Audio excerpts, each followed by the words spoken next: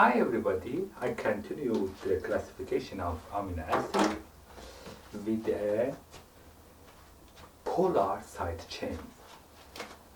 Okay, the second group is the polar side chain amino acid, which can be classified in two groups: uncharged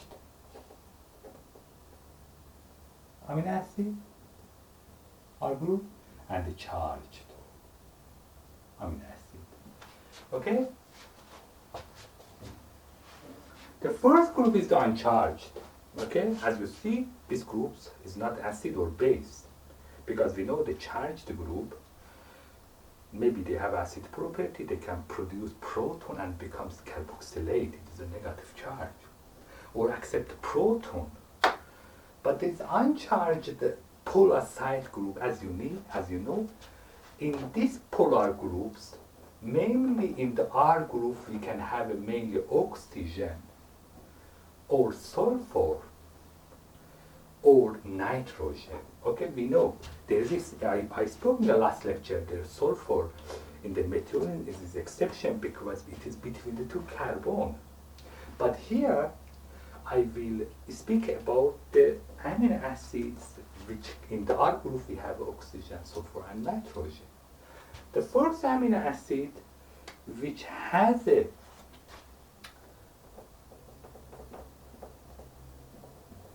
oxygen group in the side chain, okay, as you see here,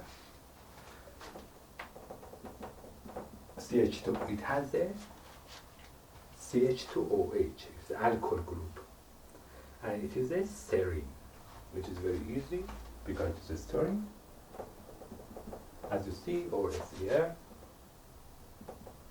It is an amino acid, okay, it's no problem, it has alcohol group, okay.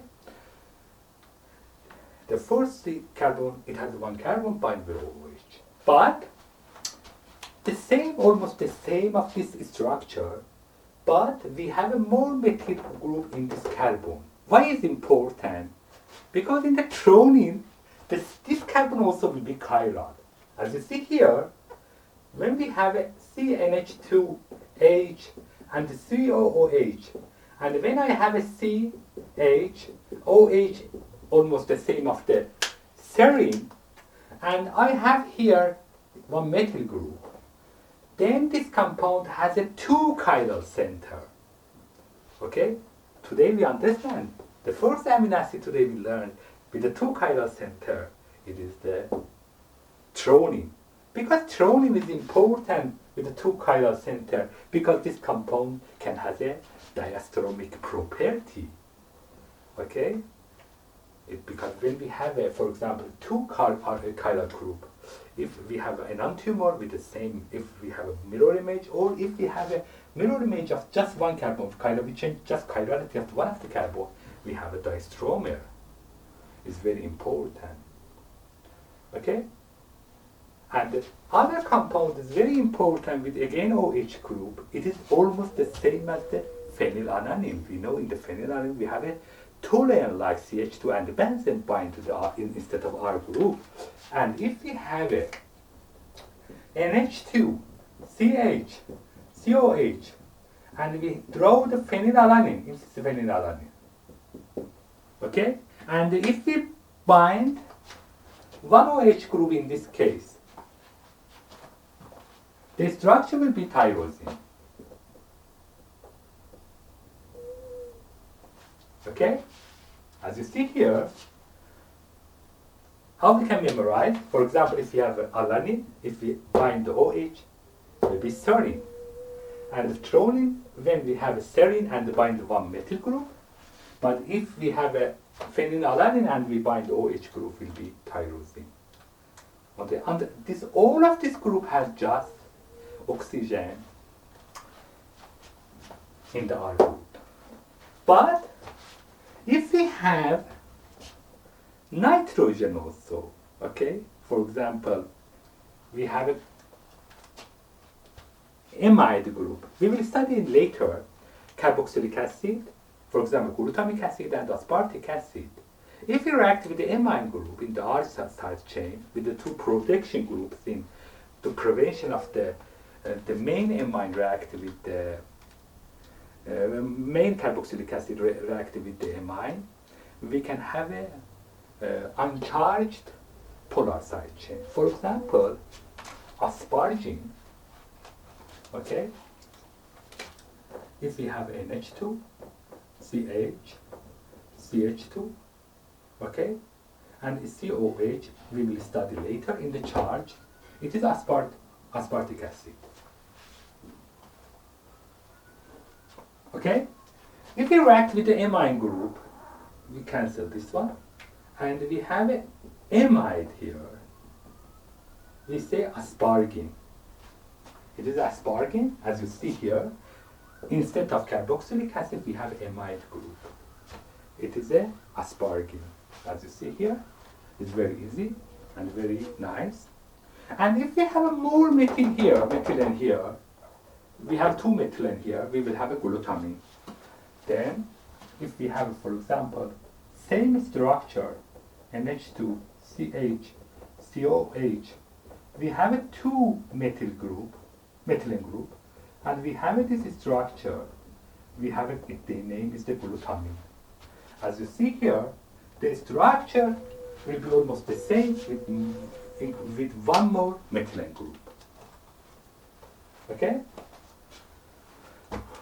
These two had, and the last one, as you remember in the methionine, I spoke about the sulfur group. If we have just this group, which bind SH group, bind to the carboxylic acid, alpha carbon, I will show you.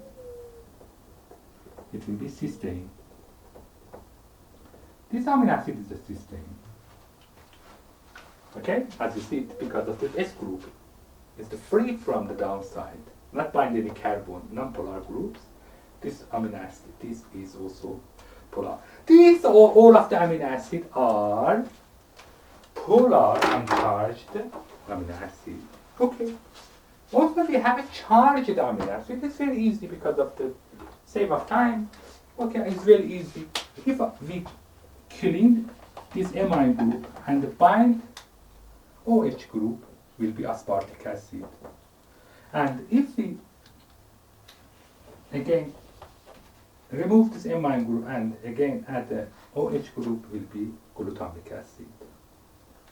Okay? These two belongs to the charged amino acid. Okay? It's very easy and very nice. As you see here, these two isolated point of this amino acid is acidic around pi, around 2, okay? But uncharged amino acid and non-polar amino acid all around 6. We will study later, but mainly they are some small difference, but not more. And the other groups, it is a basic amino acids. Okay, mainly in the side chain we have a base. For example, I killing the R group of this three. That's the R group. Okay. And I write here, charged amino acid can be acidic, which I show from here, sorry, or basic. Now I go to the basic part here. For the basic, we have 3 amino acids. Then I can clean just the last one also. Okay? We study lysine and arginine. These 3 amino acids very important. The easiest one is the lysine, very important because it's very easy. It has a 4 methylene group, which bind to the amine group. Okay? In this case, if we decrease pH more, then it can accept proton, and this also can accept proton, and net charge will be positive too. Okay, it's very important. Okay, and this is a basic amino acid, and the name is the lysine. Okay, it's very easiest one. But if we have a more than one amino acid in the cycle, we studied also guanidine in the chemistry. It's very important and very easy because I know, and urea or carbamide and guanidine has a higher basicity. It's very important. If we added this group in this carbon, for example, if we have a 3-methylene group, it's very easy until here, and if we add the guanidine, because we know the guanidine has this structure with a 3-nitrogen group. Okay, so which one of them is double bond? It is the imine group, and the other is the amine. As you see here, it is a guanidine group. Is a guanidine, and from here, if you see, it is a basic. Is the most basic organic compound is this one. When we add to this 3-methylene group will be arginine. Then arginine is more basic compound. It's very important. It increases the basicity of the peptide. It's very important. And usually the peptides are more acidic because of the more other groups. But sometimes in some part of the peptide, we have a basic group and it's important. We have to know about it. But if we have a cyclic group in the which binds with amine group, which bind for the methylene. Okay, if we have, for example, we have a cyclic ring. It is the one. This 5 ring, and it's very important. And we have a 2-nitrogen group in this side chain. Okay, it is the secondary amine, as you see here. Okay, but just the difference is this one.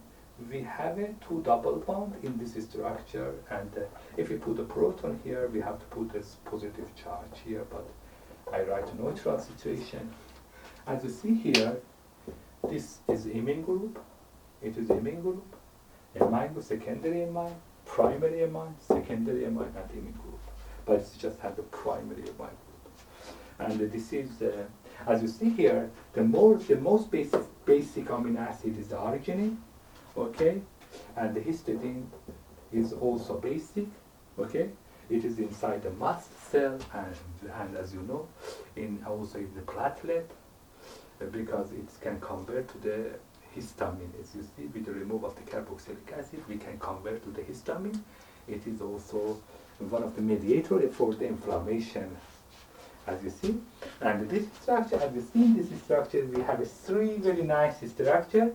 It is a basic, and all are the structure of the amino acid, which I spoke about it. And in the next part, we will continue with the amino acid. I hope it will be good and useful. Thank you very much. See you in the next part.